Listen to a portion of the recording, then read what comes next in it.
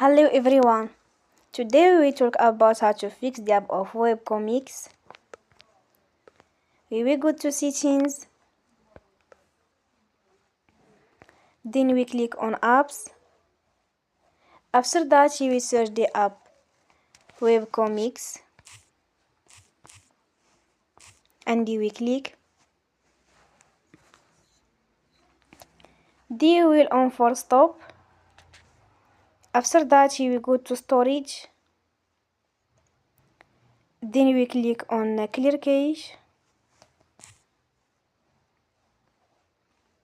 You will go to Play Store and you will update your app.